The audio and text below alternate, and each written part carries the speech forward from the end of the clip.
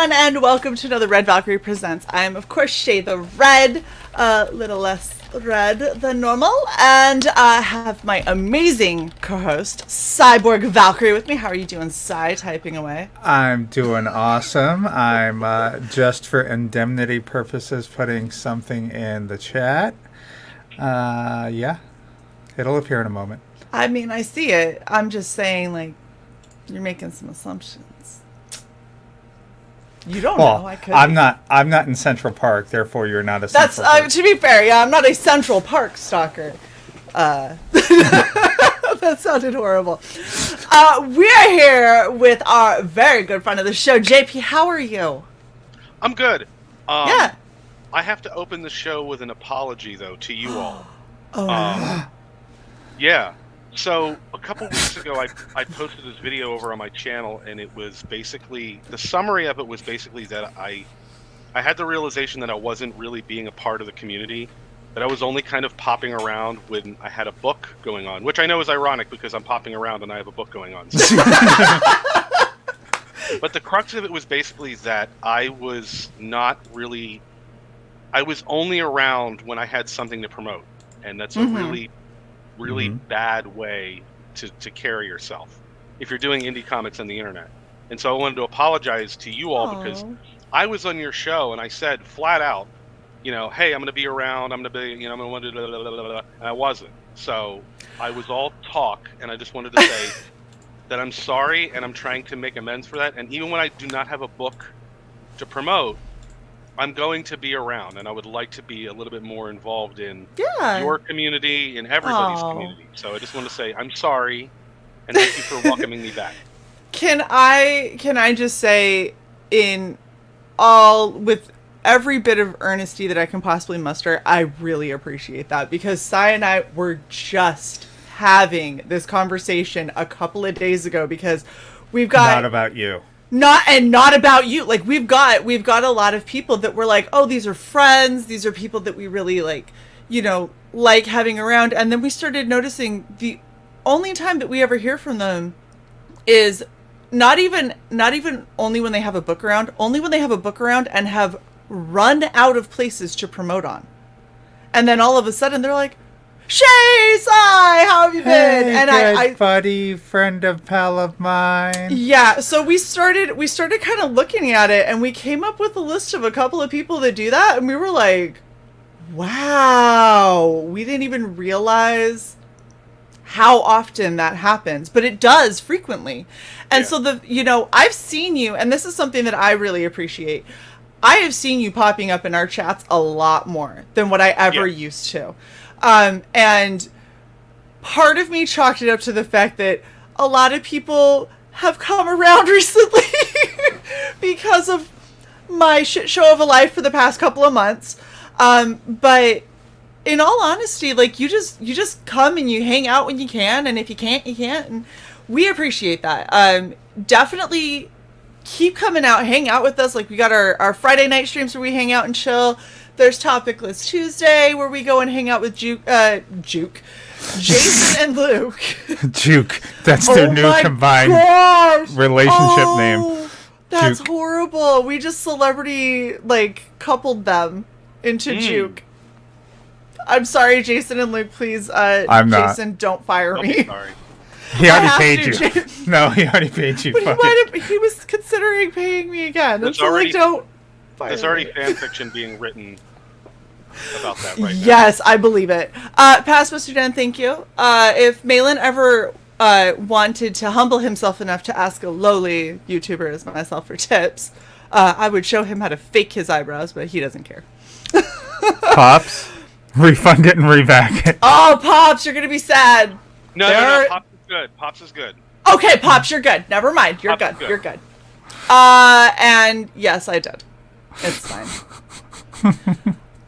It'll make sense when we go into the campaign. So we are so happy. Okay, you are hitting on one of my... I'm sorry, what was the ship name? What? Oh my gosh. Wait, what? Wait, do we actually get called CY.borg? Oh my gosh, I'm making merch. Oh, I'm embracing this fully. Holy hell, that is awesome. Anyway, okay. Back to why we're here. You fucking distracting ass chat. Hey. Where's your steno pad? Look, it makes sense. We're talking noir, people. You don't understand my love of noir crime drama. And, like, we were just talking about this recently. Humphrey Bogart. Seriously. Hi, Shelby. Thanks for coming. Haven't seen you in a while. Thanks for coming back with a Carmen Sandiego joke. But yeah, Humphrey Bogart is one of my most favorite ever. And whenever you have, like, the Gumshoe PI, Dick Tracy, like, I love them. They're so much fun. They're fun to read. They're fun to watch. And now we have the amazing Noirlem, which I'm really excited about because it's 1920s Harlem, which let's like the classics for crime drama. Go all the way back to 1920s and Harlem, where it all basically existed. So before we get into your pitch, should we watch your video? Sure. All right. It'll give context for the costume. Playing beside me for... Yes, but now we're going to watch it with audio. Modern technology.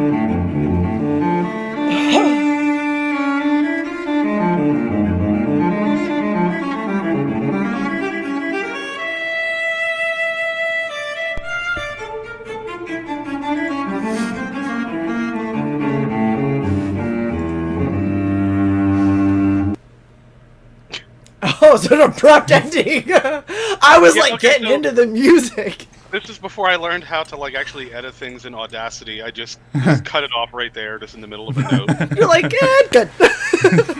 We just needed a small fade. Yeah. We needed that shriek of when the killer, stabs. Don't do that. That would have scared me. And then a blood splash, right? Yeah, so y'all got to see Shae get shot right in the first 10 seconds. You have no idea the amount that I love my fake blood. I really deeply consider doing a bullet hole and a splatter, but the shirt I'm wearing underneath here is actually one of my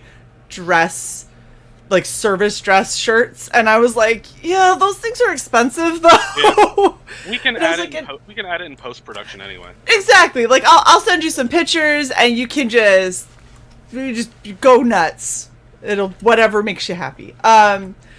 So I'm stoked about this. I love that it looks like you've got your two detectives that are they just rub each other the wrong way and they're just not quite. One is by the book and one is by the streets, and they just are not gonna mesh well. And I love it because it's hitting all of those tropes, but how you hit them will depend on if it comes out as hokey and overplayed or if it comes out as nostalgic and true to the genre. And so I am so excited for this. You have no idea. In fact, both ways. While the intro was playing, I went and backed. I saw it move. Yeah, I was like, okay, do it quick before we go live and everybody sees my PO box, because that's all it is. All right, so let's hear your pitch for Noirlem. So Noirlem is a serial killer in old New York, but more than that, other than having this giant hunting a killer mystery. It's about these two guys. The one front and center there is Coleman Carmichael. He's just he lives in Harlem. He's just out there grinding. He's a part-time teacher. He's a part-time tutor, but he's a consummate learner. He's always looking to learn more, any way he can. So the book opens, and there's a mysterious death in his building. And when the police show up, it's kind of like you'll see in the pages later, but basically they find a guy dead on the toilet with a needle in him. And the cops show up and they're like, well, we don't really need to investigate this. And Coleman is like, guys, listen, there's more going on here than you know. You need to take another look.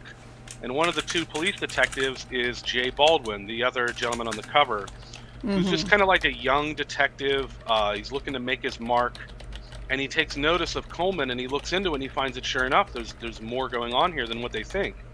You know, it wasn't just a guy who OD'd on the toilet. And so they kind of form this relationship, and they start piecing together that there are these murders that are just going unsolved, but they seem to be connected to one another. And it's off to the races, and they're off to hunt the Hudson River Killer in old New York, who's stalking Manhattan town.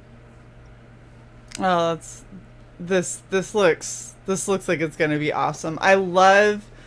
So, like, in the 20s, it felt like all of the crime that happened, it was like there weren't enough cops, there was nowhere near enough budget, there wasn't the, forensics like there is now. And so the amount of things that people were just like, we don't gotta look into that. It's just, that's obviously just some person from the poor side of town who decided that he was just gonna OD. And you're like, okay, but how many of those, like, legitimately were, somebody was like on a serial killing spree and we may have not even known about it because we didn't have the right forensics back then. And if you targeted a specific audience, there was no real investigation because there just wasn't the time or the capacity. Yeah, so this is like the early days of forensics where like there were people out there that were doing the work, but they had to actually convince the cops that they were right. It was just like, hey, I know I have the answers here, and the cops would be like, I'm gonna go with my gut. Yeah. Oh my gosh. And it's so funny. I literally I got on a stand-up comedian cycle last night, and I ended up watching was it John Mulaney?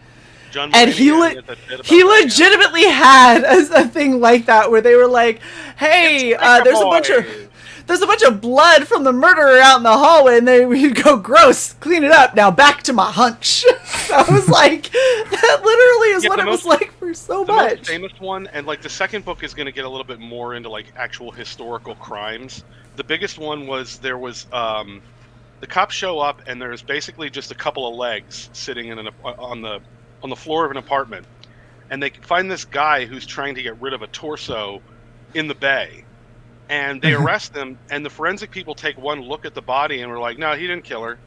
Because they could tell just from looking at it that she had died from, like, poison, because back then everything was poisonous. Right. So they could tell that it was, like, something natural in the apartment that poisoned her and that it wasn't him. But, like, the cops at the time must have been like, wait, this guy's getting rid of a torso, and you're telling me not to arrest him? They're like, yep, he didn't do it. He's okay, though? Like, we're gonna let him go? Like, isn't that still improper disposal of a body? Like, something. Well, he basically what happened is they both passed out because she was his landlord, and he woke up and he wasn't dead, but there's a dead body there, so he was like, well, I need to get rid of it or else they're going to arrest me for it, and that's what he was doing. Wow. I love the logic, especially back then. It's like, you can't call...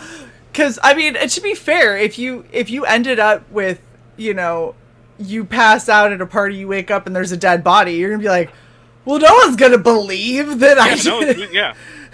Like, how am I going to prove my innocence? I don't know what happened. I passed the fuck out.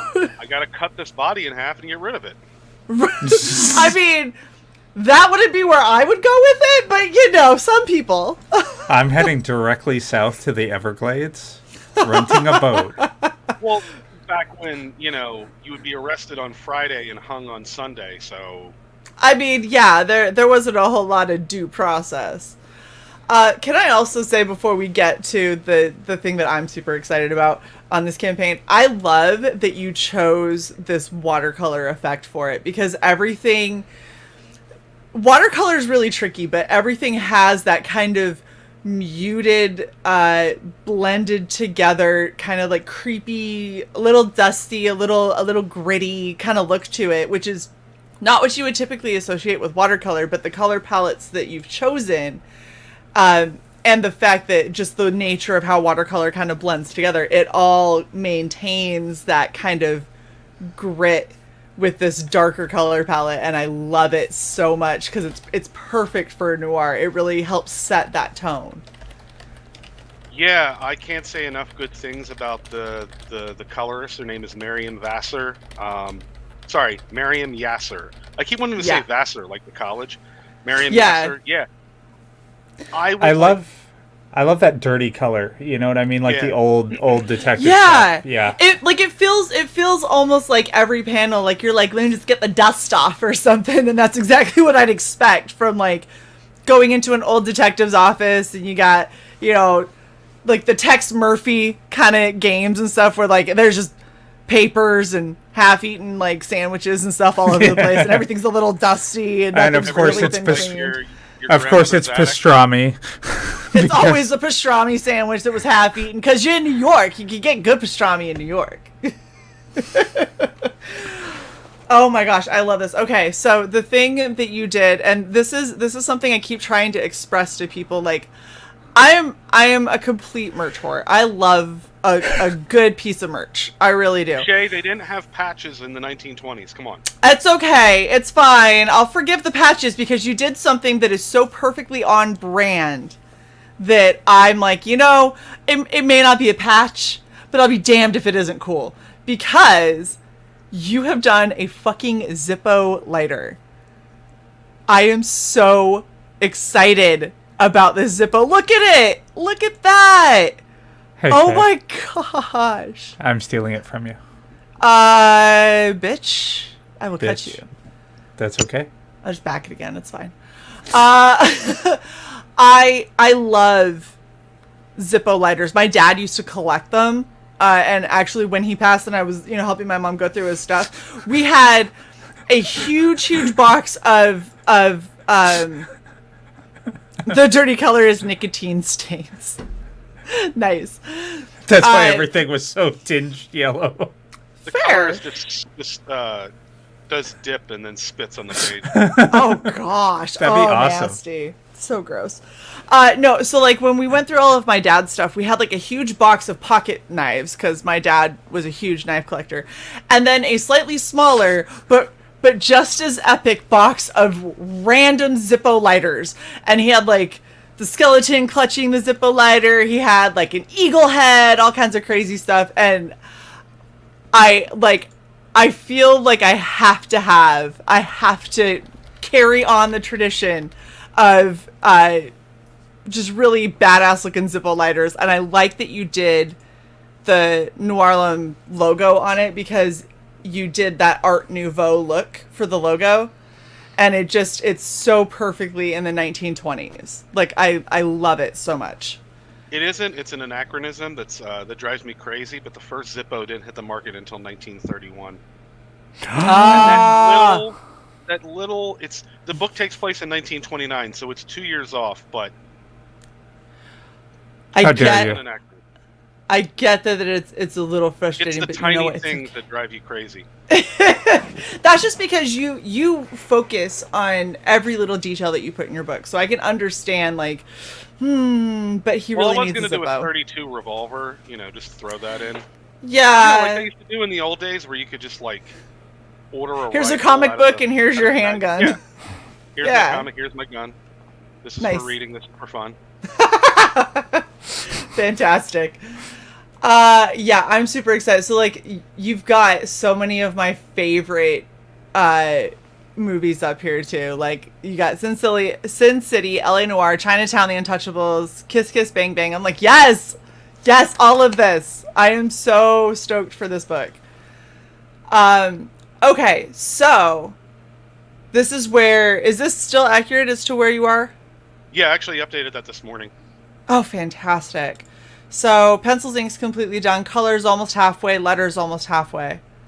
Yeah, I was weighing whether or not to have the letterist just go on ahead and just letter the inks and then have the colorist color around the letters, but it doesn't work because the letterist is using the non-bordered, you know what I mean? The speech bubbles aren't bordered, so that would just be like all kinds of awkward because they would just be, you know, there would be no end to it, and then the colorist would have to like figure that out. So I had to be like, can't do it that way. So the colorist is we're basically going at the pace of the colorist. Unless you do it on another layer and then combine it at the end. Yeah, but I can just barely use MS Paint, so I can't really Yeah. This is like we're not trying to complicate things here. Okay, so for the book, so what exactly is your role? Oh, like, I'm just a lowly writer. And just just the writer. Just the writer. As you're speaking to two writers and editors, just the writer. Okay. You couldn't tell by the manual typewriter in the background? Yeah, that's why we. I mean, but he could be a writer and an artist. Who knows? You know, there's a lot of people that double dip. No, that's not allowed anymore. Oh, I didn't get that memo. Well, shit. There goes my book. I'm super stoked. So for people who don't know you, you've also done. I hate saying this one because I would say it wrong. I'm not going to help you. You're so bad. Eudaimonia. There you go. See, but I swear every time I said it, I always said eudaimonia. Yeah, no matter what syllable you put the emphasis on, you're right to somebody. Okay. Yeah, so you did Eudaimonia book 1 and 2. You also did How to Die. That was wrong. Fuck off. And you can get these as add-ons. It's actually pronounced How to D. Oh, damn it! Always wrong. Look, it's not a Red Valkyrie Presents if Shae doesn't mispronounce everything. Okay? Don't make fun of me. Anyway, so are people able to get any of these as add-ons? There's a digital, like a full library bundle. Okay. I am almost out of the physical copies of Eudaimonia. I think I have 15 of each left. So there's a bundle for all of them, but it is half gone. So I think I only have 5 left up there. But they're the first editions, and they are going fast. So get it while you can. If you haven't picked up any of these books, you do not have much time. That's the official pronunciation. He just said it. Eudaimonia, I got you. Yeah. Okay, and then what is at 84 backers? You're revealing what's coming up for your next project. Yeah, so it's like the movie Major League, where every time they win, they reveal a piece. They pull off a piece of the cardboard cutout of the owner of Kathleen Turner. Yeah, with a scowl. So every backer reveals another piece of the next cover. And Shae, actually, I think you're the only person who's actually seen this in full because I sent it to you when I was doing. Yes. I remember. I remember because for you. I remember looking at this and I went, "Oh, I know what that is." Like it's back when it had a lot more, and I was like, I have seen this, and it looks awesome. That will be the cover for How to Die #2, and that's why she's doing the 2. Yeah. I like it. Her name is Madame Grey, and the book title is Madame Grey Enters the Fray. Nice. For the day. No way. For the day. She'll go lay by the bay. You don't say. Okay, so you also got... This is going so well. You got stretch goals, so let's talk about what stretch goals you're hoping to unlock. So I wanted the chapter pages to be like old noir, either movie posters or like radio ads that you would see. So at 5K, man, I was watching, I think it was Bancroft. He did these for the Lucent with these little like just single page prints on really nice, really nice matte prints, like just some one page things, and they look super good. And I actually took the time to look into it. So 5K, everybody's going to get one of those like European style prints for chapter 2, and then every 1K after that is going to unlock another one of those. Very cool. Including the original cover that I think we showed the last time I was on here to kind of preview what Noirlem would be about. And just do different ones. So after chapter 2, it'll be one for the cover. and then Chapter 1 has one, Chapter 3 has one, and then each 1K will unlock a different one. Very cool. That is super, super exciting. So you have 11 hours left. Oh yeah, we're almost done. Hey everybody, go back, because I misread that as 11 days because I didn't register, and I knew, because we had talked, and I was like, I knew that there was a reason. I was like, it has to be Sunday. It can't be, we can't push it any other day. It's, if we can't get him Sunday, like, then it won't be live, and it has to be Sunday. So I'm really glad that we got you on. Hang on, I don't know if you saw this, but the campaign is closing today. Yep, today. It's almost like I took that into account when I rescheduled our last weekend's shows. Yes. By the way, thank you for that, and I apologize for having to reschedule.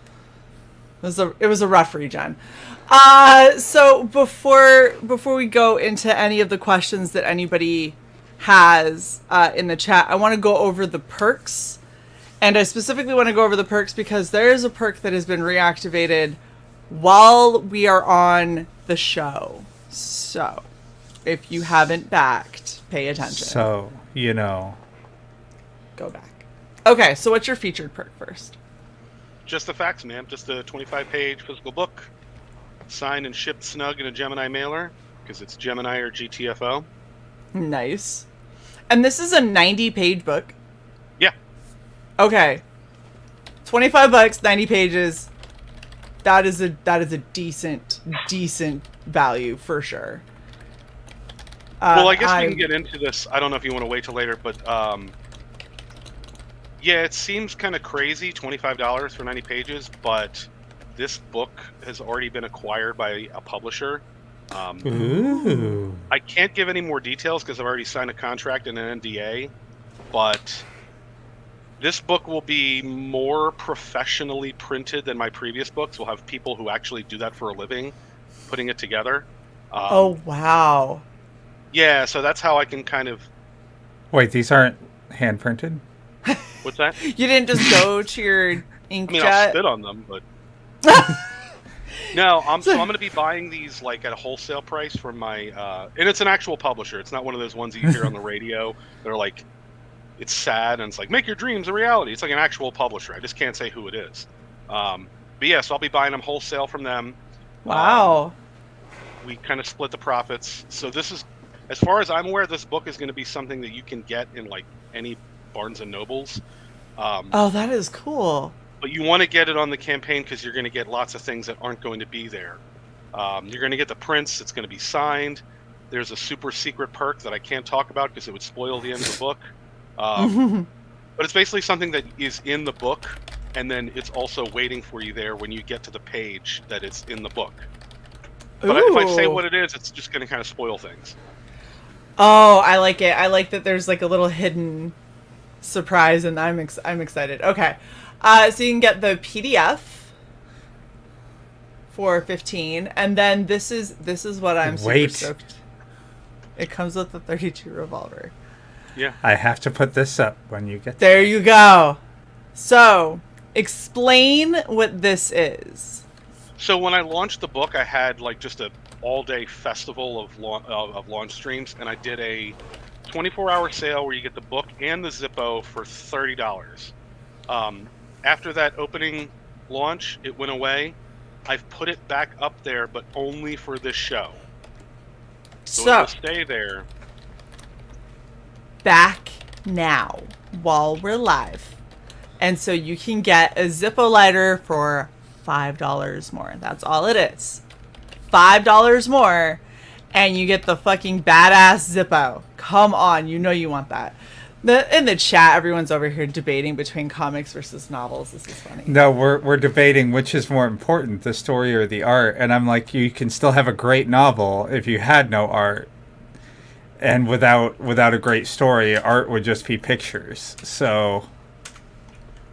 Well, I'm gonna let you guys continue on with that while we look. We're slugging it out. That's fine. right, so then this is what you were talking about with the digital comic library, where you kind of get everything that you've created so far. Yep. It's over 200 pages. I know that. I don't know what it is off the top of my head, but I think Eudaimonia was 40, Eudaimonia number 2 was 50, How to Die was 30, Noirlem is 90, so wow. It's a fair amount. Yeah, no, that's awesome. And then if you That's just regular. if you don't do it right now, yeah, don't do that one right now. Don't do that. Save yourself the $5 and get. And then this is where you're almost out of, right? No, that's just the Noirlem How to Die physical bundle. You get both variants and a copy. Oh, that's right. Okay. It's funny because Eric in the chat is like 25, 30 minutes back, and so he's commenting on like Juke and Malin eyebrows and shit. Sorry. Wow. He's gonna go back the book, and it's just not gonna be there. What a ripoff! All right. So Play It Again, Sam, is your 2-pack. Yep, 2-pack for anybody who wants to save on some shipping. Nice. If you got like a friend that you might back for, or whatever. And then a retailer bundle. Yep, So get you're 5-pack and a lighter. Oh wow, that'd be really cool. I would really like to see more people going to their LCS and trying to get some of these indie comics, especially the ones that are doing the retailer bundles, to try and get them into stores, because I think that there's a lot that isn't being offered in stores anymore. Like, there's not a whole ton of noir detective comics, and it's kind of a shame, because just like the movies are insanely popular, the comics, when done well, are basically done like storyboards of movies. And so it's getting it in a format where you can, not have to be like plugged in and on, online or whatever to stream it. You can still get that same experience. And I think it can really lend itself nicely to comics, and I wish that they did more of them. Yeah, and plus murder mysteries are something that's like, it's old as hell, but it never goes out of style. The BBC has like 12 of them on the air at any given time. Oh yeah.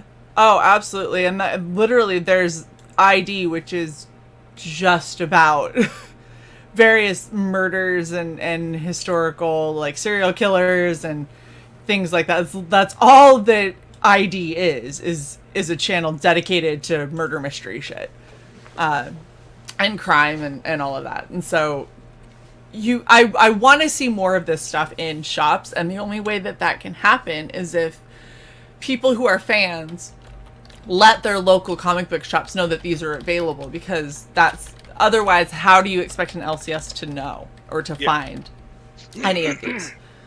So if you're interested, if you like the kind of stuff that JP puts out, I've only heard raving good comments for everything that you've created up to now. So I can't imagine that this is going to somehow take like a hard left and suddenly just be garbage. If you're a fan of JP, make sure that you go to your LCS, let them know that they could get this kind of a retailer bundle, and have them maybe take a little bit of a risk on an indie, and see if they could, help support, because I think that is awesome and really important. If we want to see change and we want to see more diverse stories, and I don't mean diverse in what normally people are saying diverse. I mean, not everything has to be superheroes and latex. Like, we could have a bunch of other kinds of stories that comics really lend themselves to. But yeah, I definitely am excited. And it comes with a lighter.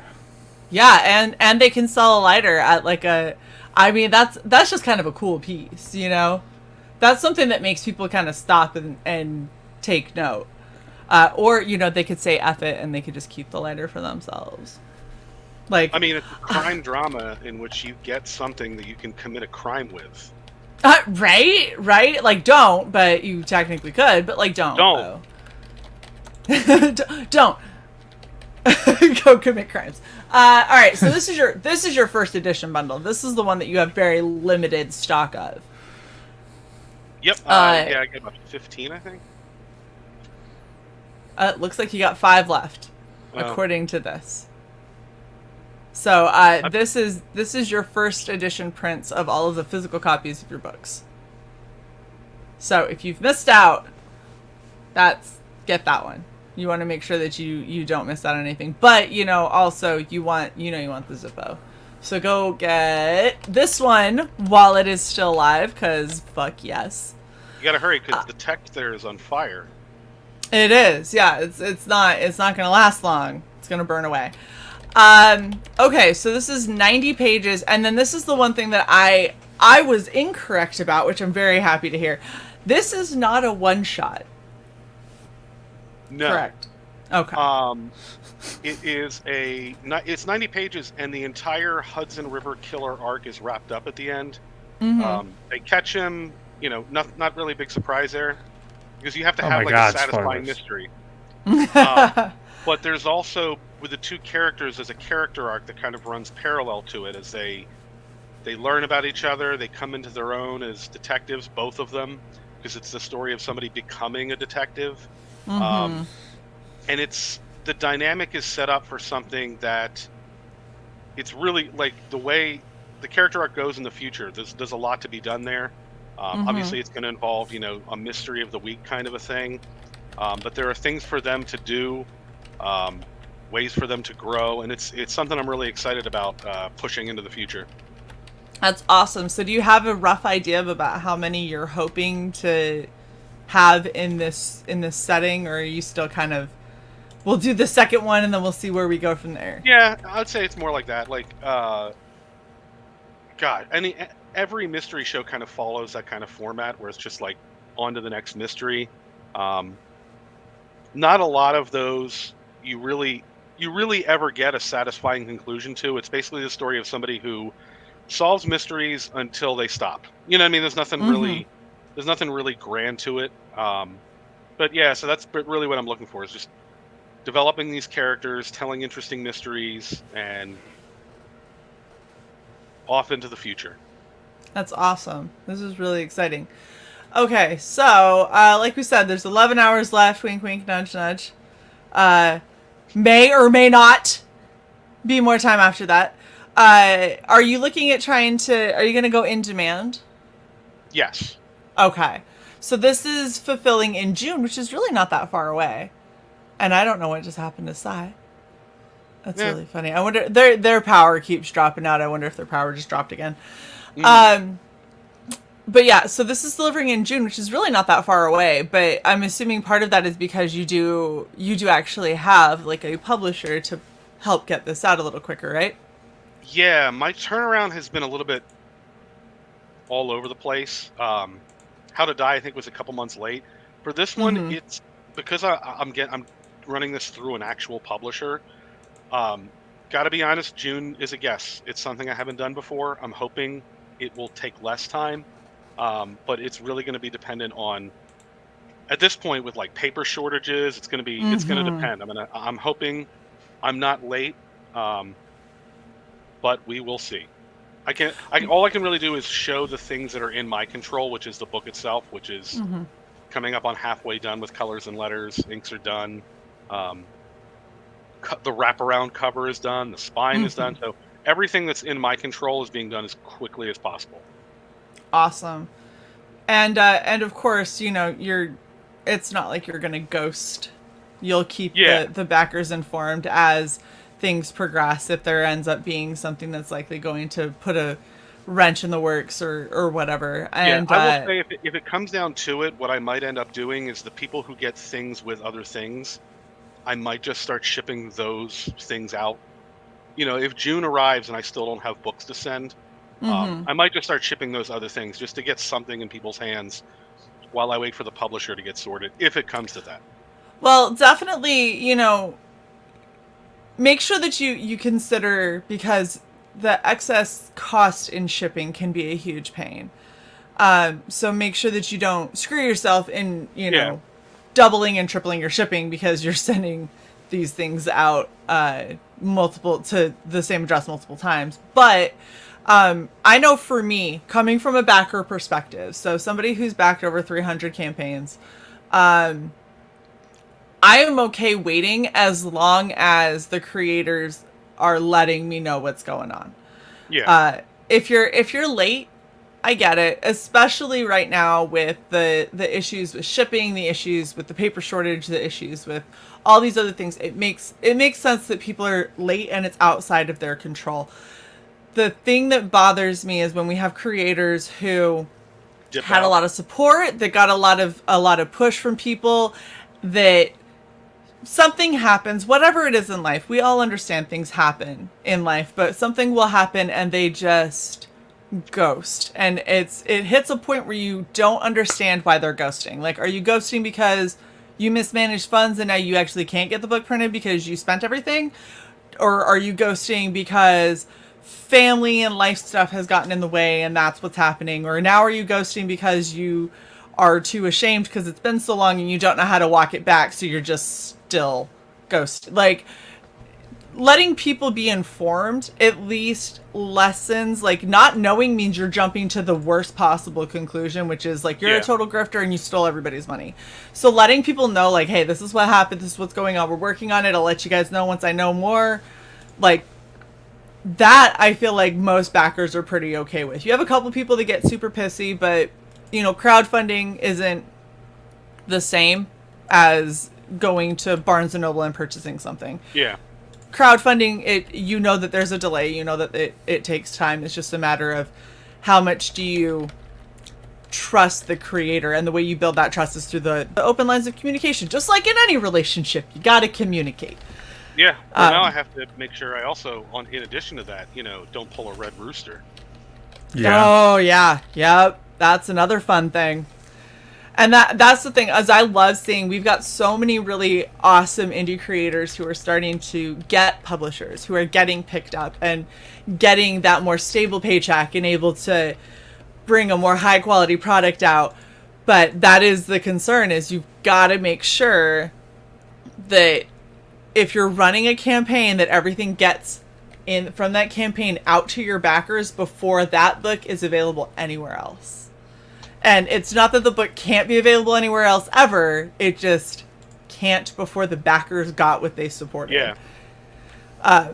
But I think, you know, you understand that. You've been around for quite a while in this game. So you understand and have seen what happens when people don't do that. You've seen what happened with Red Rooster and all of that wonderfulness. That was such a pain in the ass to see. I'm back, by the way. Yes, we hear. You're back and gone because somebody knocked. But, you know, I have every bit of faith, regardless of what happens, if paper shortages and all that.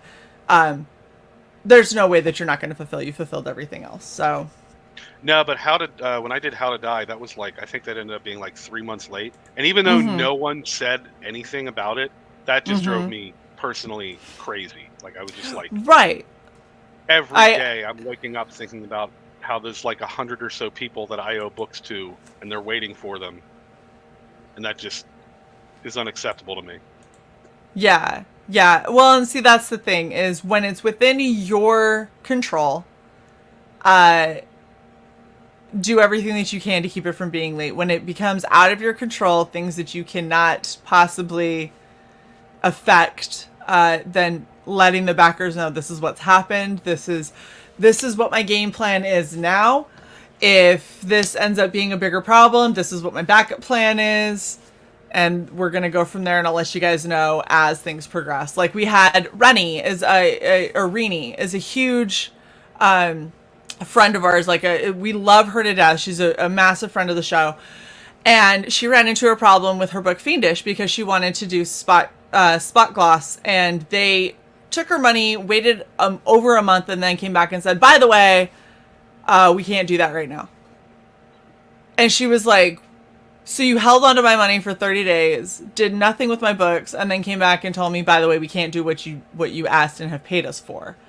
And so then she was like, well, then I want a full refund, because that's what I promised my backers if you're not going to give it to me. And they have been fighting her on getting her a refund, and she ended up coming out of pocket with another printer because she already had to waste 30 days because of that bullcrap. And so she goes to another printer, finally gets her refund from her original. And the whole time she just lets the backers know. She's like, I am so sorry. I don't know how this happened. This should have never been a problem. But the general consensus was totally outside of your control.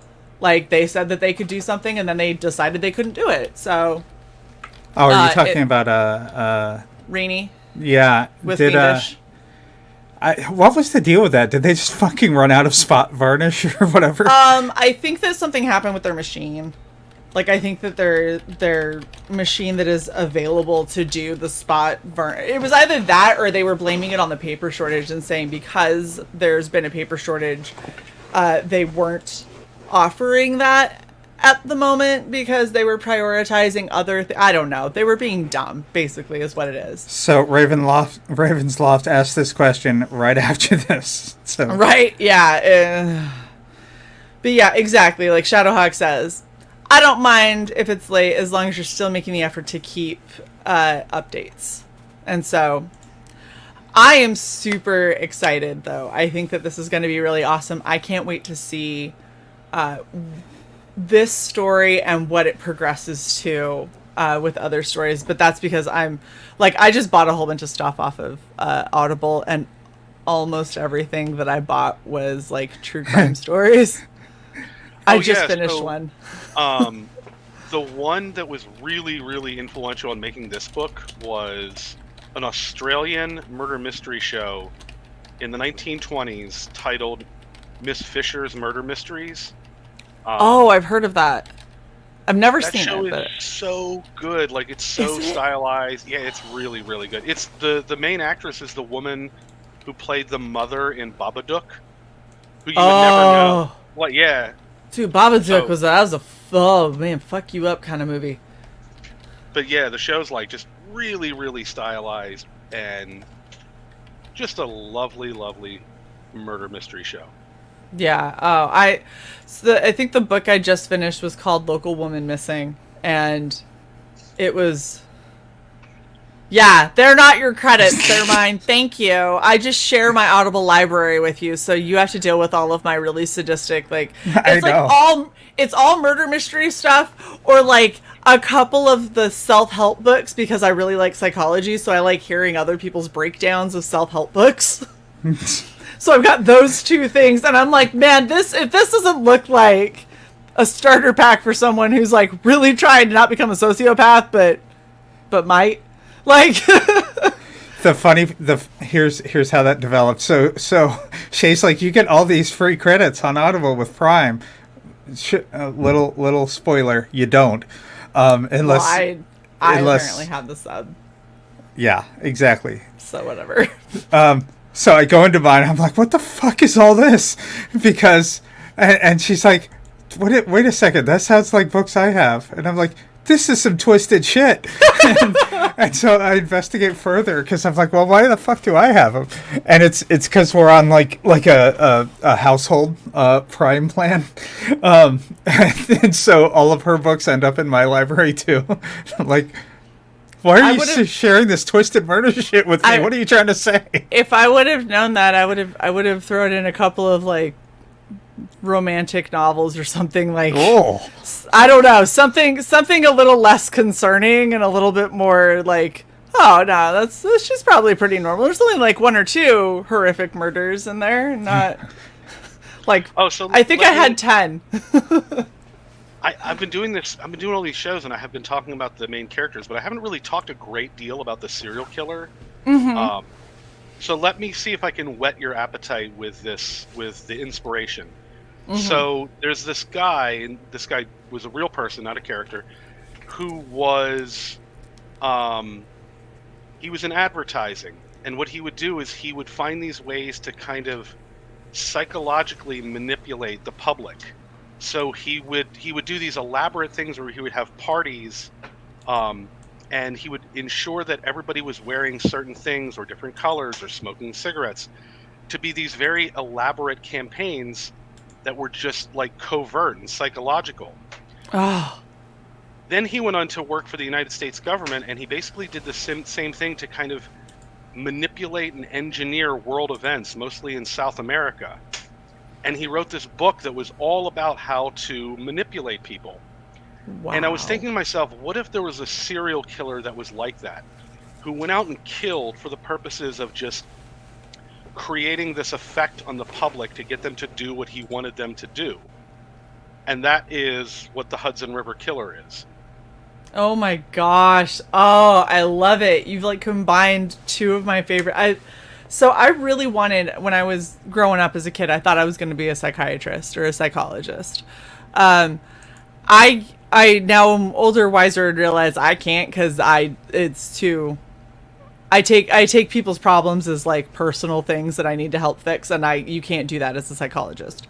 However, it's really useful in a lot of different areas, because understanding the human psyche and why people do what they do and how certain things are processed by the vast majority of humans means, like in marketing, that's how they end up getting people to do certain things. That's why when you look at a lot of the fast food restaurants, it's yellow and red, because yellow and red are colors that we associate with hunger.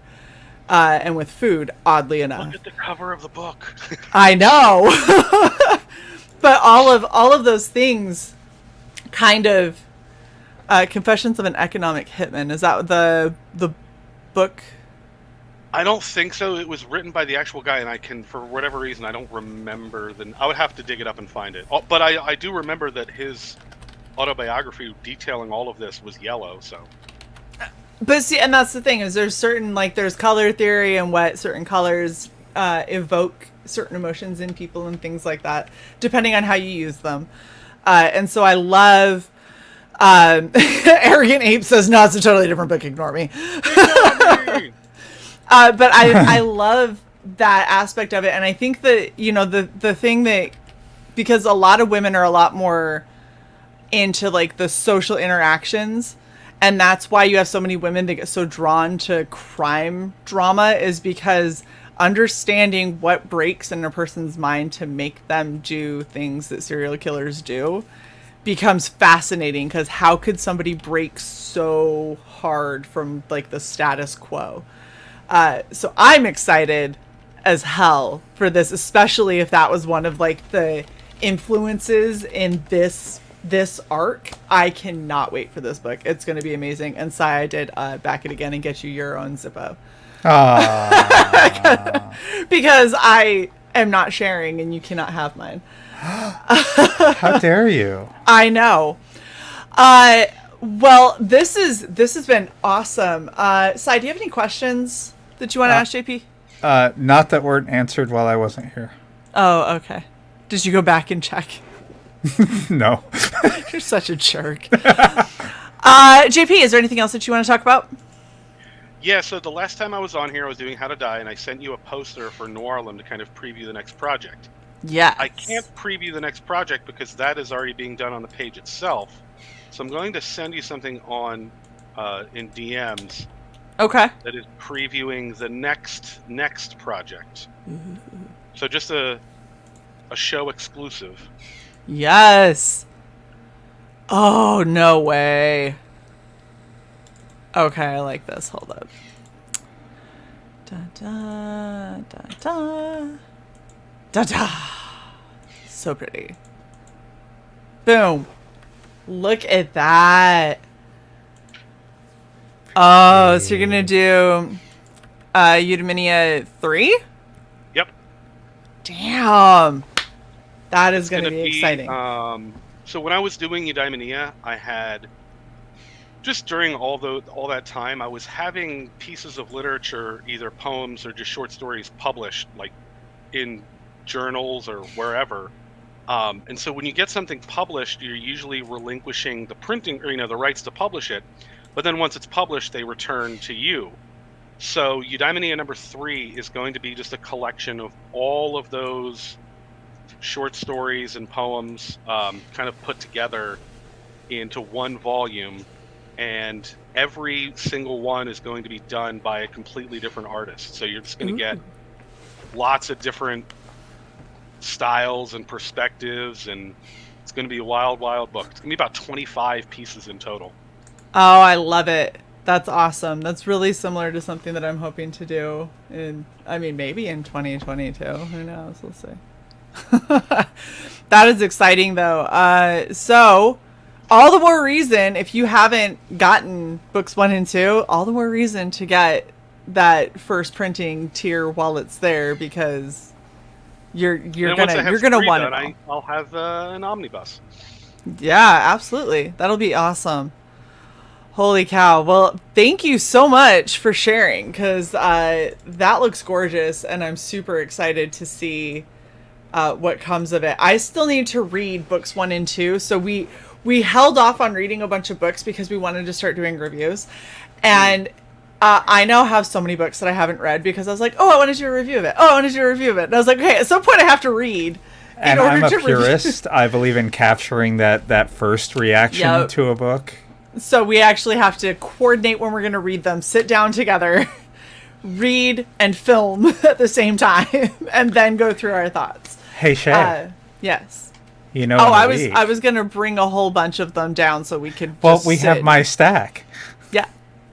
We'll go through. You don't need your own. We can just sit at my desk. Well, there's some that I'm going to bring anyway. Yeah. Well, you know what's funny? I mentioned before that I started to get more involved with things, and I had the wildest week in the community this past week where I had somebody come to me and ask me to edit their book for them. So I started doing editing services. Wow. I had an artist contact me about doing one of these things for the Udemy Anthology.